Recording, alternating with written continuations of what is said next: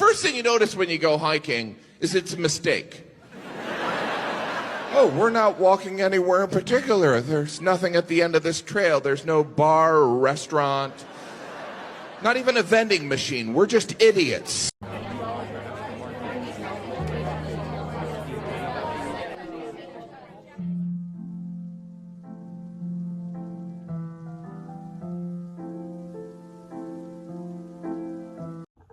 Hi guys, so ideally my friend should be here to help me with this breakdown, but she's not here, and so we'll not wait for her. So to save on time, I'll just be doing everything from her side and my side. By that I mean we both traveled to the same place, but we used different budgets. And the activities that we did, including climbing Mount Longonot and going to Hell's Gate and going to the Geothermal spa, and yeah, and the food we ate. And now I'm going to give a rough estimate, and so if you want to go, so that you know what you're working with roughly. So to start with, of course I want to start this travel from Kisumu. I don't stay in Kisumu, but for it to make sense, let me start from Kisumu. I took a matatu, a private public service vehicle at this stage. And let me fill you in with this. Be very careful when you're taking your matatu from the stage, because the price, first of all, I have never been to Naivasha, and so I did not know that there are no vehicles that come directly from Kisumu to Naivasha. I didn't know. And so when I went to the bus stop, I told them that I'm going to Naivasha, and they hurriedly gave me a ticket and told me to pay for a vehicle that was not getting to Naivasha. I was supposed to pay for Nakuru and not Naivasha, and so I paid 1,200, which was 250 extra overcharged. I was overcharged like 250 extra. I didn't know about that. I was only told about that later as I was traveling, and the driver was filling me in and telling me, you have been overcharged and stuff. So if you are coming from Kisumu, look for a vehicle that is going to Nakuru first. And from Kisumu to Nakuru is 700 shillings. That is the price. Let them not overcharge you. And so when you get to Nakuru, you're going to get those small vehicles that will take you to Naivasha, and they're going to charge you 250.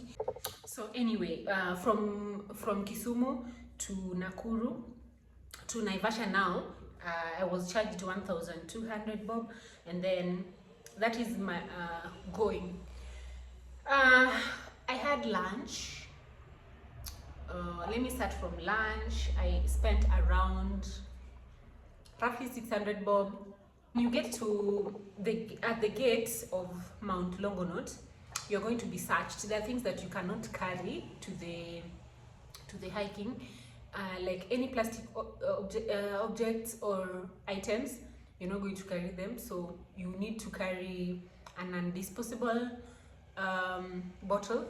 You also have to carry your ID because they'll check, and then yeah, I think that's it. And then the entrance fee was 350 shillings. Yeah, so we hiked Mount Longonot. It was fun. It was around 13.2 kilometers to the rim. Actually, we didn't get to go around the rim because we were having very limited time. Round the rim is around 7 kilometers. We could not do that because time was running out, and we had other activities we wanted to catch up with before the end of the weekend. So we hiked Mount Longonot, 13.2 kilometers. It is hectic, let me tell you. As a first timer, I feel like that was so hectic. At some point I felt like my heart was like, Clarice, if you don't stop, I will stop.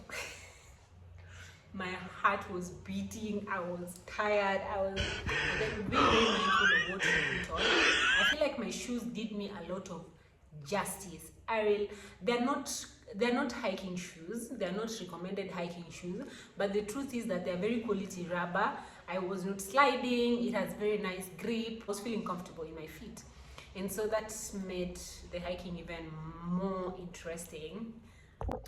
Yeah, something else, the weather really favored us. When we started, it was a little bit cold, but when you were coming down, the sun was out. But still, I would advise anyone who is going hiking, start early so that in case the weather changes to be hot, you don't get to feel it so much. But the thing is, so many people are hiking Mount Longonot, even small kids. We met a toddler. Guys, I'm not even kidding you right now. That child was like 3 years old. He could walk a little bit, but he was being carried as well. Young children are hiking Mount Longonot, so if they can, you also can. It was a nice experience. Yeah, so we came down Mount Longonot and we went to, first of all this time we have not eaten anything. We've not taken lunch, we didn't take breakfast, but we were all just fine. Like, we were not feeling hungry or anything, but we had snacks. We had apples, we had sweets, we had crisps, we had what else? We had water, we had juice, we had glucose. So yeah, just make sure you're carrying enough snacks to push you through. Then just be comfortable in yourself, in whatever it is you're putting on, put on the right attire. Yeah. So from there we went to Hell's Gate. Activity was to cycle. The cycling was around 18 kilometers. Yes, 18 kilometers. And we cycling through Hell's Gate, then we get to the geothermal spa, then we swim. Okay, so we are on to our next activity, which is bike riding. We are going to the Hell's Gate and also geothermal. The rest of us are going to be on bike riding, and one of us, which is me, I'm going to be on the wheels on the car, so that if anyone has an injury or anyone is tired, they're able to ride inside the car. And so we'll also be just exchanging. So yeah, the thing is, if you are tired along the trail, if you're tired of cycling and you cannot do it anymore, because 18 kilometers is crazy, so you can't do it anymore, you just abandon your bicycle next to the road and then the guides will come for it. So we cycled all the way to the geothermal spa. When you get to the geothermal spa, you pay like 400 shillings for accessing the geothermal spa. Not necessarily swimming, but for accessing, because you might say, I don't want to swim, but I want to get inside. So the 400 is for accessing. Once you have accessed the place, you can choose to swim if you want, but you have to be very careful, because you're likely to get an accident at the geothermal spa, because the water is so creamy, it's so whitish, so you can't see the base of the water, and there are invisible stairs inside there. But you are given instructions when you're going in. There is someone who's going to give you the instructions of what to do, and they also don't allow PDA. So if you go there with the love of your life, please, they don't allow PDA, okay? Public display of affection. Yeah. So, and then from there from the geothermal spa, we cycled back to the entrance, the Hell's Gate entrance. So now, again, someone on the car and the other people are cycling. The weather was very good. Again, at some point when they were cycling while going, of course I'm the one who was driving, so the sun was a little bit hot, but when we were coming back, the weather was so conducive and favorable. So yeah, we cycled back, and from there, yeah, that is how the weekend was. From there we just went. Now it was a little bit late. We went to look for something to eat in Naivasha. We got a very nice place. We ate and went straight back to our accommodation, which was a great place, but I would not recommend for anyone, because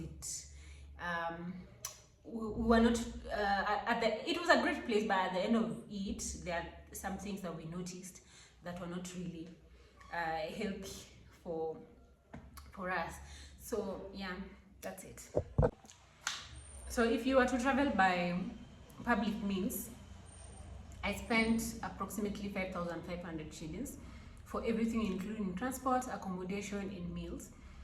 But if you were to travel by private means, my friend spent approximately 6,000 and some few shillings. Maybe 6,000, around 6,500 or 6,800.